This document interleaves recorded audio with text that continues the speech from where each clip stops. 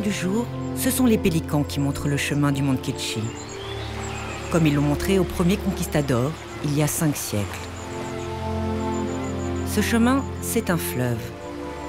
Ici, il n'y a pas de route, pas de sentier. Il n'y a que l'eau, la forêt et le silence. Le fleuve mène au royaume oublié d'un tout petit peuple, les Quiché. Ils descendent des Mayas, mais la puissance et la splendeur de leurs ancêtres ont disparu. Ils ne sont plus qu'un millier dans une vingtaine de villages, cachés sous les arbres et oubliés du monde. C'est une journée très importante pour ces jeunes filles. Elles vont faire leur rentrée chez les grands, à l'école du fleuve.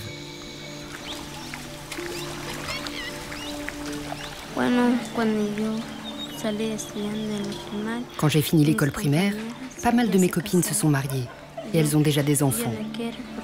Moi, je ne veux pas me marier. Je trouve que c'est mieux d'étudier. Parce que si tu n'étudies pas, tu n'auras pas de travail et pas une vie meilleure.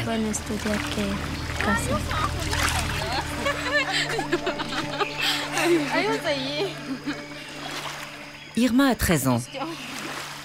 Et voici son école, Aktenamit. Ce sont des fonds privés qui lui permettent de fonctionner, d'assurer l'éducation des enfants de la forêt, mais surtout de sauvegarder leur culture.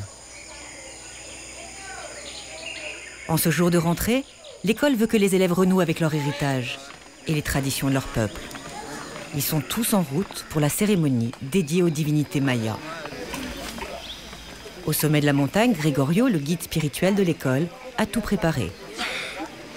Pour Irma, c'est une première.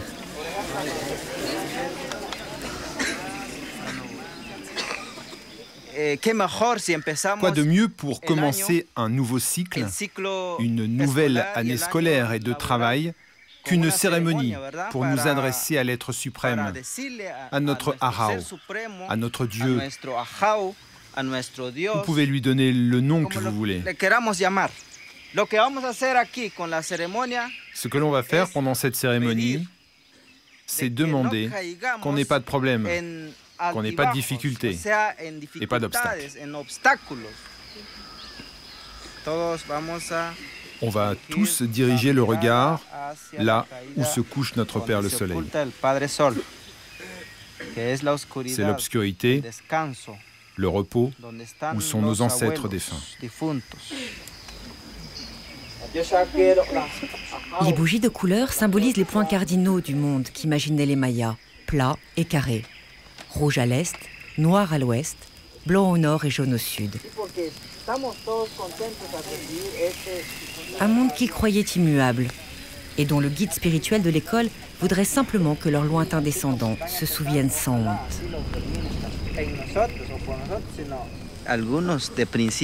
Certains élèves arrivent ici avec la tête pleine de préjugés, d'idées reçues.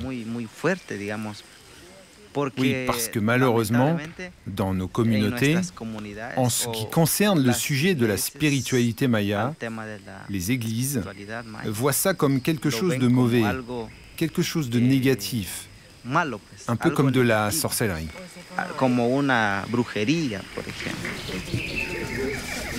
D'ailleurs, autour du feu sacré, on se signe, prudemment.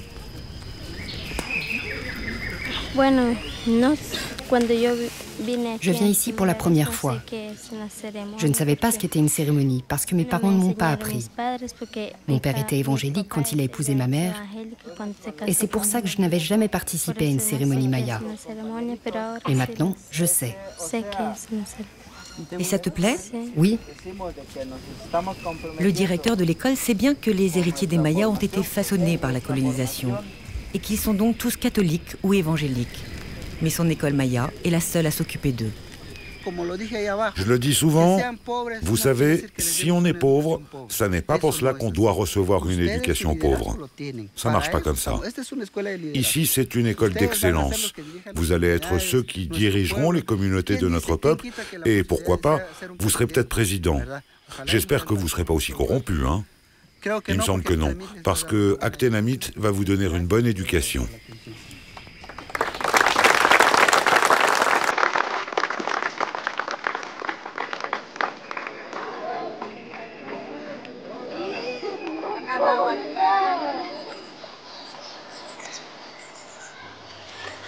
Pour aujourd'hui, il est temps de rentrer. Dans ce sens-là, c'est plus facile.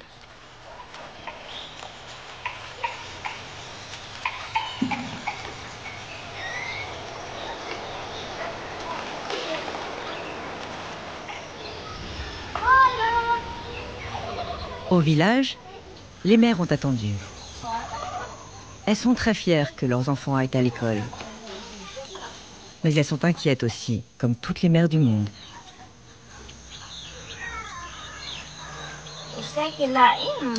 Moi, j'aimerais que l'association nous aide pour le transport de nos enfants. Oui, parce que je vois que c'est très dangereux pour eux de naviguer en petite pirogue pour aller à l'école. Il y a des jours où ils ne prennent même pas le petit déjeuner quand ils partent parce qu'ils sont tellement pressés.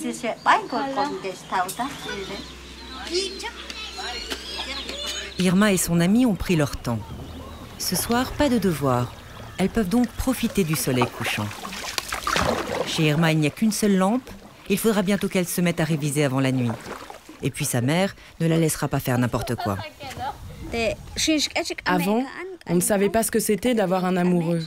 Mon père, qui est décédé, m'a mariée sans que je n'ai aucune idée de tout ça. J'étais une enfant, j'avais à peine 12 ans. Je n'ai pas eu une vie heureuse avec mon premier mari. Il me frappait et j'ai dû me séparer de lui. Après, quand j'ai eu 18 ans, j'ai épousé mon deuxième mari.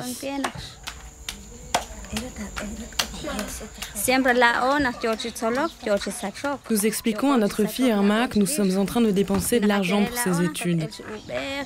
Alors on lui conseille d'être sage avec les garçons et de profiter de l'opportunité d'apprendre, pour qu'un jour, elle puisse nous aider. C'est le rêve de toute la famille, évidemment.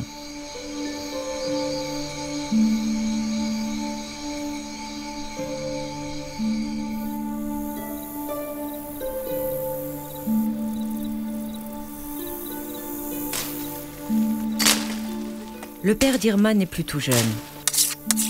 Il aimerait bien un jour s'arrêter de s'échiner sur son maïs et ses bananiers.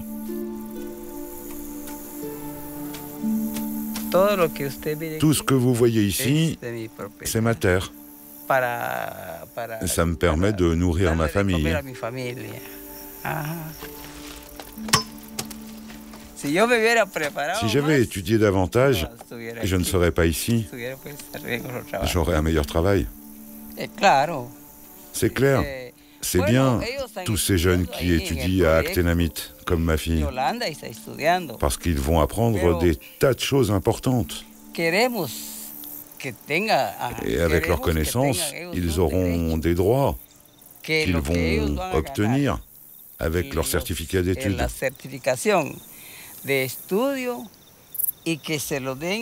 Un jour, on dira à Irma, Irma, tiens, voilà ton diplôme. Et avec un papier comme ça, elle va pouvoir voyager. Elle pourra travailler ailleurs. Et les gens diront, elle est éduquée. Avec un papier comme ça, elle va pouvoir gagner sa vie.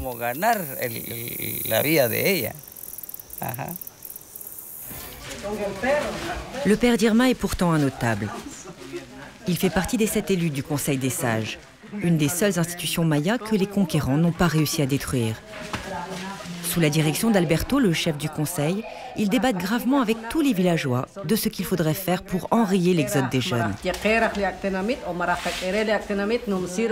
Mais aujourd'hui encore, ils ne trouveront pas de solution.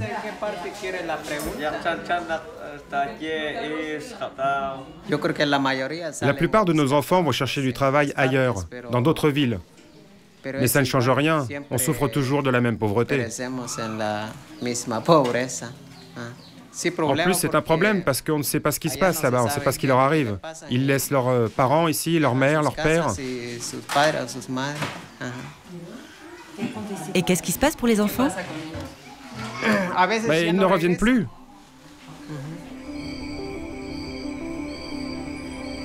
Alberto sera sans doute face à ce problème un jour. Mais ce soir, il a d'autres inquiétudes.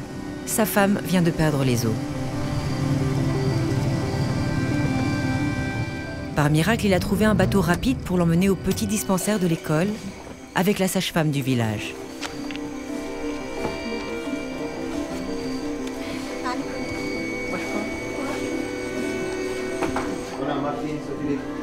Retour à un antique dénuement, à la vieille sagesse des femmes et aux traditions d'accouchement indiennes.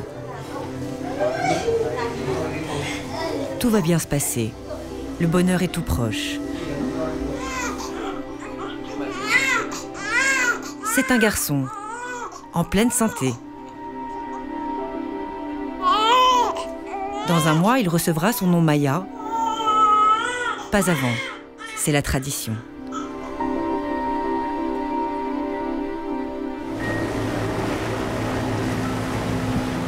Aujourd'hui, les cours vont vraiment commencer à l'école du fleuve.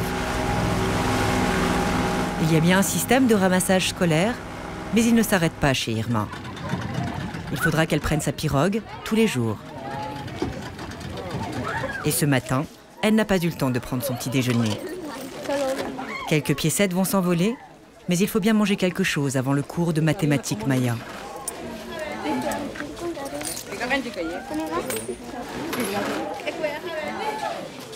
Vous êtes tous là? Très bien. Vous savez quelle est la base du système de numération Maya ou de combien est la base du système de numération Maya? C'est de 20. On compte de 20 en 20. On va prendre un exemple. Irma est un peu perplexe. Pour un scientifique, je crois qu'utiliser les maths mayas n'aurait aucun sens.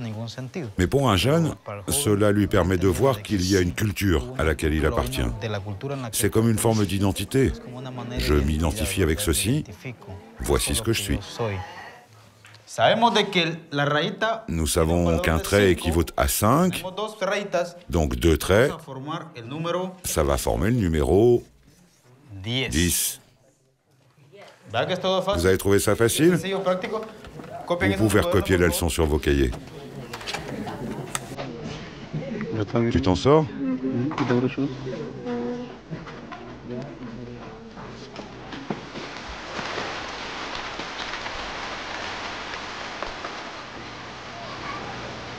Les journées sont denses à l'école Maya.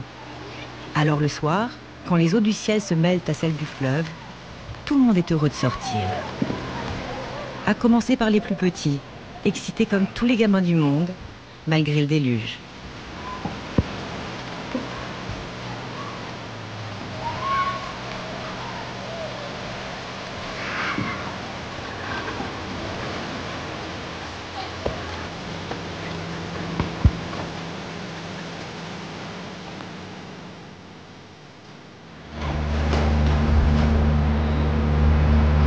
En semaine, Gregorio, le guide spirituel, dort à l'école.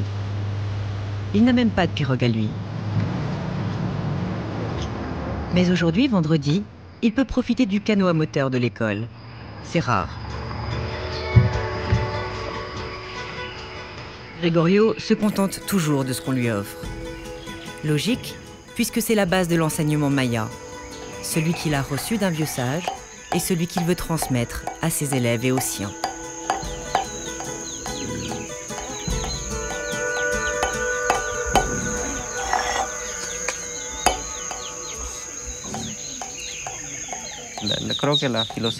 Je crois que la philosophie du peuple maya et de l'éducation maya est une science de l'environnement. Si chacun de nous pratique ces principes, eh bien on verra, avec le temps, que l'on est en train de protéger la terre qui nous donne à manger, nous donne à boire, nous donne tout ce que l'on veut. C'est ce que nous voulons, que le monde se rende compte que ce qui est maya est vivant, que ce qui est maya est présent, que nous ne sommes pas morts, comme le disent beaucoup de personnes.